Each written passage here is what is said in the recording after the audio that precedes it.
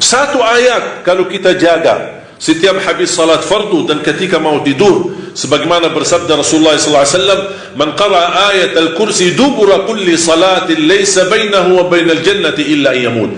Barang siapa yang membaca ayat kursi setiap habis salat fardu, dijamin menjadi ahli surga. Cuba satu ayat saja menjaminkan kita masuk surga. Kira-kira gimana 30 juz Al-Quran? Dan selalu saya sampaikan kepada jemaah, kalau seandainya buru-buru, lagi ada rapat, ada meeting, ada urusan mendadak, tak bisa berlama-lama di masjid, tak apa-apa, habis istighfar langsung baca ayat al-kursi, terus habis itu jalan. Terus gimana subhanallah walhamdulillah dan zikir-zikir yang lain, tak apa-apa, sambil jalan pulang bisa kita jalankan zikir itu. Asal jangan tinggalkan ayat kursi setiap habis salat, karena itu jaminan mendapatkan surga Allah subhanahu wa ta'ala. Saya harap jemaah sekalian, kita mempersiapkan diri mulai sekarang. Jangan menunggu Ramadan yang datang, karena belum tentu bertemu Ramadan. Tidak ada yang punya jaminan punya umur sampai bulan suci Ramadan. Makanya saya harap, kalau tidak bisa 1 juz dalam 1 hari, minimal mulai harimu baca Al-Quran, tutupi harimu dengan membaca Al-Quran. Tunjukkan perubahan. Kalau anda ingin Allah rubahkan nasib kita, anda ingin Allah merubahkan rizkimu, Allah ingin merubahkan keadaanmu menjadi lebih baik, tunjukkan perubahannya kepada Allah subhanahu wa ta'ala. Tunjukkan perubahannya luar biasa, akan dapat anugerah yang luar biasa.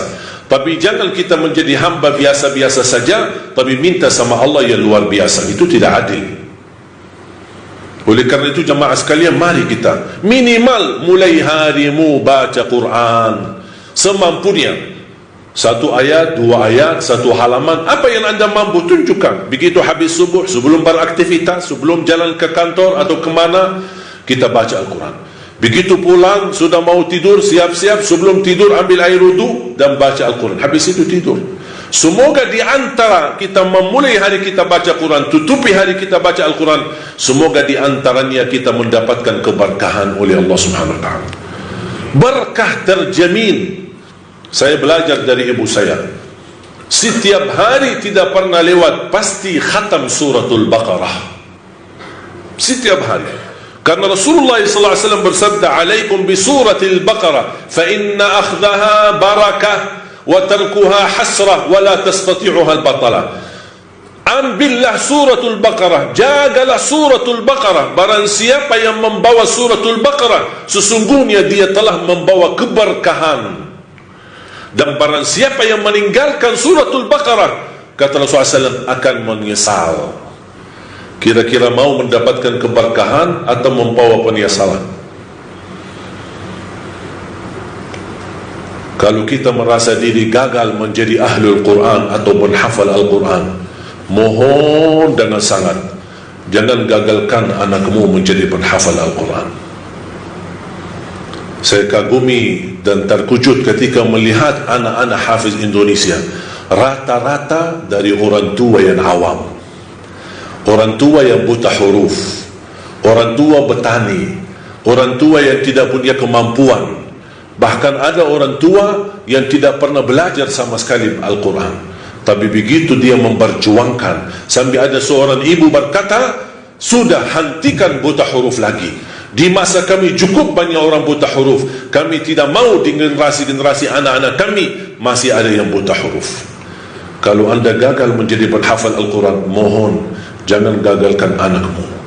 Kalau itu pun anakmu tidak berhasil menjadi penghafal Al-Quran, jangan gagalkan hartamu untuk mendukung dan membantu program Al-Quran dimanapun. Supaya apa? Datang di hari kiamat kita berkata, ya Allah, mohon maaf, saya tidak bisa menghafal Al-Quran, anakku pun tidak mampu menghafal Al-Quran. Ya Allah, jadikan hartaku, sedekah, zakat, infakku menjadi saksi baik untuk program Al-Quran. Mudah-mudahan kita mendapatkan orang-orang yang menilai atau mendapatkan syafaatnya Al-Quran di hari kiamat.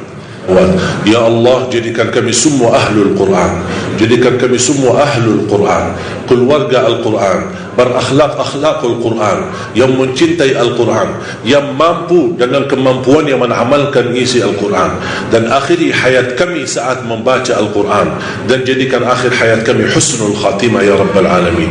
Ya Arhamar Rahimin, aku mohon untuk semua jamaah yang hadir, selepas salat ini masing-masing pulang sudah diampuni segala dosanya, disucikan hatinya, dibersihkan jiwanya, diselamatkan setiap langkah-langkahnya, disehatkan badannya, diberikan kemudahan dan keberkahan rizkinya yang mencukupi bisa membawa kita semua ke tanah suci haji dan umrah dan ziarah Nabi Muhammad sallallahu alaihi wasallam.